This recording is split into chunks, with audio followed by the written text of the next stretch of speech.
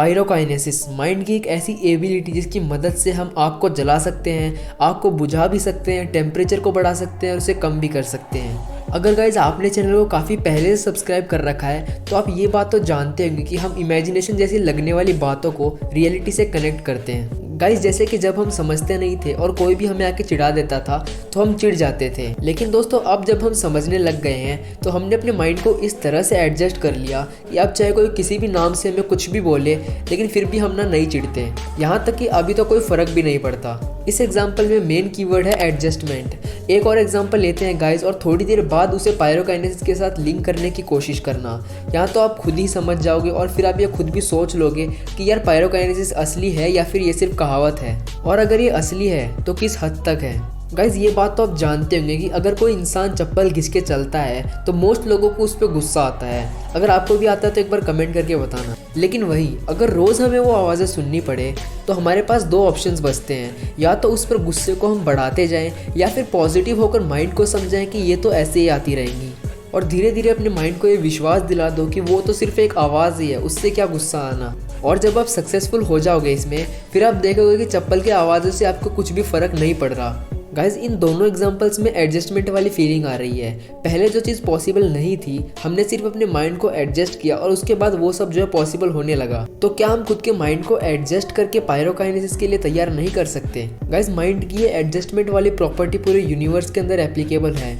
Same temperature के साथ है। मान लो कि आप ठंड के अंदर बैठे हो और आपको ठंड लग रही हो, लेकिन आप वही सोचोगे कि आपको ना गर्मी लग रही है तो भी आपको ठंड लगेगी। लेकिन जब आप ये विश्वास दिला दोगे अपने माइंड को कि ना बाहर तो गर्मी है, हमें भी गर्मी लग रही है, तब आपको जो असल में गर्मी लगने लगेगी। दोस्तों यही है विजुअलाइजेशन और बिलीव की पावर।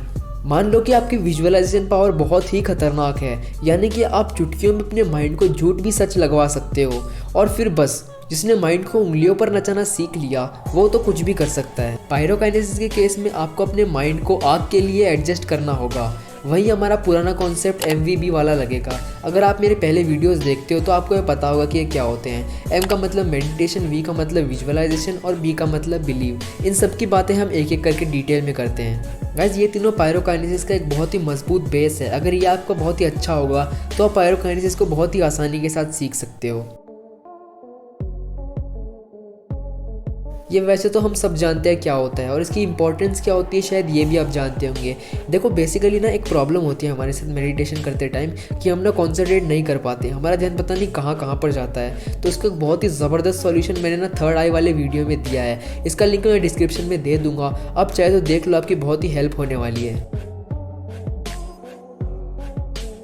गाइस एक होता है इमेजिनेशन जो कि सिर्फ सोच होती है, और वही विजुअलाइजेशन की बात करें तो इसका मतलब होता है एहसास। कोई चीज़ असली नहीं है फिर भी हम उसकी फीलिंग ले रहे हैं, वो होता है विजुअलाइजेशन। मान लो कि जैसे आपको पेन को विजुअलाइज करना है तो आपको क्या करना होगा, सबसे पहले पेन को ना इमेजिन करना है, फिर उसके बाद क्या करना है, इमेजिन के साथ साथ उसके सारे डायमेंशंस को याद करना है, जैसे कि उसका कलर, उसका शेप, उसका साइज़, उसका वज़न, उसका टेस्ट, उसकी क्या मजबूती थी, वो सब आपको याद करना है। फिर उसके बाद ऐसा आपको लास्ट में जाके ऐसे विजुअलाइज करना है कि जैसे कि वो आपके हाथ में है। बस यहाँ पे एक बहुत ही कमाल का आपको मैं फैक्ट बताता हूँ, लाइफ की हर सक्सेस के पीछे विजुअलाइजेशन का कोई ना कोई हाथ होता है।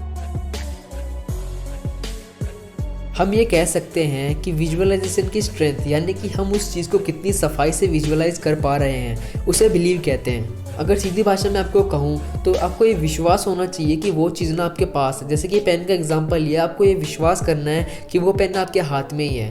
गाइस यहाँ पे हमने तो पेन का एग्जांपल लिया, लेकिन उसी पेन की जगह आपको टेम्परेचर को विजुअलाइज करना है।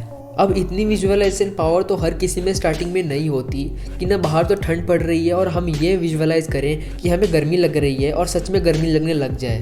तो गाइस यहीं पे काम करता है मेडिटेशन, जो कि विजुअलाइजेशन को स्ट्रॉन्ग बनाता है। अब यहाँ तक तो हमने सिर्फ बेस की मोटी मोटी बातें की है। पायरोकाइनेसिस की अलग से प्रैक्टिस करें, जैसे कि खुद के माइंड को आग के लिए हैबिचुअल बनाना हो, तो उस पर मैं वीडियो तब बनाऊंगा जब इस वीडियो का रिस्पांस थोड़ा अच्छा होगा। नहीं तो भाई मैं ऐसे ही बना दूँ और देखने वाला कोई है नहीं तो क्या फ़ायदा। तो बस गाइस उम्मीद है कि आपको ये वीडियो पसंद आई होगी। अगर अच्छी लगी तो लाइक कर देना और चैनल को सब्सक्राइब कर लो अगर आप इसका नेक्स्ट पार्ट चाहते हो तो मिलते हैं अगले वीडियो में। Bye bye.